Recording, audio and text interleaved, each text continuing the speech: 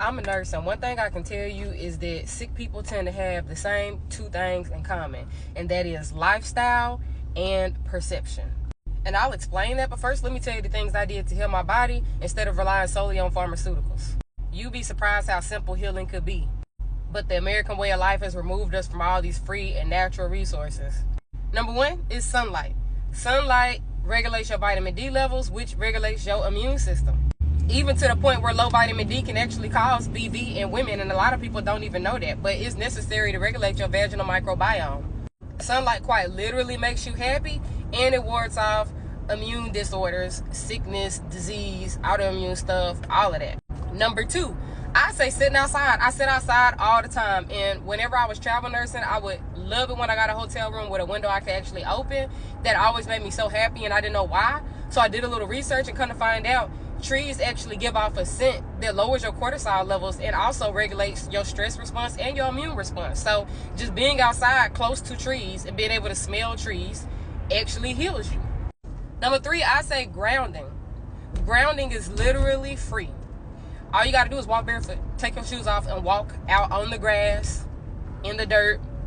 The earth has some sort of electromagnetic field that pulses, and as long as we are in contact with it, it heals us. Now, if you're not able to put your feet on grass, like if you live in a city or something like that, they do have grounding mats, which I slept on one for a year to help heal my shoulder from where it was like torn and stuff, and between that and CBD, it did work. But the impulses the earth gives off actually heals our plasma, so much so that they did research, and I want to say either the UK or Europe somewhere, that they put babies, NICU babies, who were having issues on grounding mats, and they had way better outcomes. So this has been proven, but yet we're not using them in our system, in our healthcare system here in the States. You tell, I don't know why, but it works. The research has proven that it works, and yet most of us don't use it, and it's completely free. But grounding, just walking barefoot. Number four, I say your gut microbiome, the second brain, the gut-brain axis. Balancing your gut and making sure you have a probiotic-rich diet is a major key. Well, literally, again, like your neurotransmitters are actually produced in your gut, like serotonin and things like that. Things your brain needs to regulate and function properly are produced in your gut. So why would you not take care of it? There's a lot of disorders and issues that are caused by gut imbalances, to the point where they were able to put a certain bacteria in lab rats to induce schizophrenia in them. So if that don't tell you how important the gut is, I don't know what to tell you. A lot of autoimmune issues and disorders, mood issues, all originate in the gut just from eating processed foods, sugary foods, foods that are grown with pesticides. So just balancing your gut and doing a good little, cleanse and detox will change your whole outlook, and you'll be feeling like a completely different person. So eating probiotic-rich foods like kimchi, kombucha, however you say it, even if you have to take the supplement, probiotics, just making sure your gut is balanced and healthy. Number five, I would say fiber, especially for women. Like having enough fiber in your diet, again, not only balances your gut, but also makes your digestive process proper.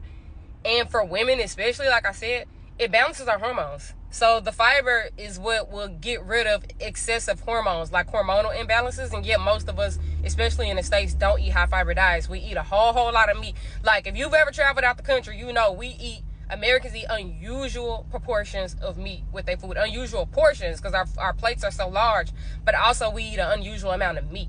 So just eating more fiber, especially greens like spinach, collard greens, beans like pinto beans, black eyed peas, like is a major key. You will be surprised how many issues like are caused by just you not having enough fiber. Again, balance your hormones. A lot of people who have PCOS and hormonal imbalances really just need more fiber in their diet and less sugar, because the sugar is inflammatory and causes your periods to be really, really rough.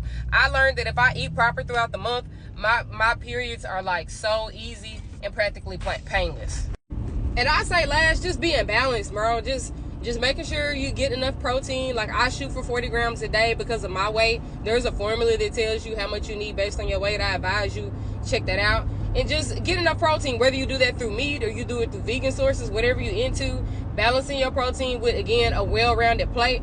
I used to count calories and count carbs and all that type of stuff until the point where I could pretty much eyeball a plate and know just about how much protein it is and if it's enough carbs. But I try to do the rainbow plate method, which means I want to make sure I got 40 grams of protein and then something green on the plate and then something that is a carb. So that might look like, grilled chicken and then broccoli and mashed potatoes, or a piece of cod and then say like rice and spinach. Just make sure that there's something green there and there's something with some carbs to balance out the meat, because I accidentally went into keto one time, and it wasn't my plan or my intention. So those are my 5 tips, major keys. They seem simple and a lot of people don't believe in them, but man, it was life-changing for me. Also, I'm gonna add one more in: eating organic. I went through a process to healing my gut because I had developed like allergies and sinus congestion, and I would break out in hives and stuff all the time. And I just decided that I needed to heal my gut, so I started taking supplements like glutamine and increasing my protein intake, and I went organic, and I saw a huge improvement by the 6-month mark. By the 1.5-year mark, I felt like a whole new person, had a whole new quality of life. I mean, I stand by this, even though people say, oh, there's no point in eating organic because the food in America is this, or they don't da-da-da-da.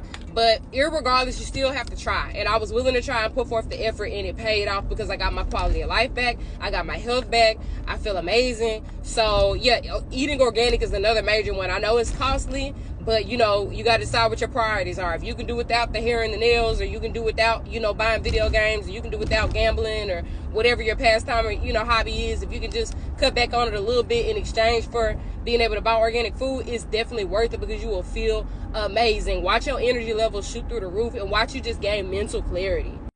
But lastly, I'll say the things that I see the most sick patients have in common, again, is their lifestyle and their perception. By lifestyle, I mean most sick people have both hypertension and high blood sugar. So they eat a lot of sugar, a lot of processed foods, and they're very sedentary. They don't work out, and they usually have the mentality of, well, we all got to die someday, so it doesn't matter, which I don't subscribe to that, because I feel like we are going to die, yes, but your quality of life matters. Like, are you going to spend the last years of your life up, walking around, spending time with your family? You're going to spend the last years of your life bedbound and immobilized, right? Sitting in a dark room. So, it does matter, but I would say their perception a lot of times and their outlook on life is very negative and it's very dark.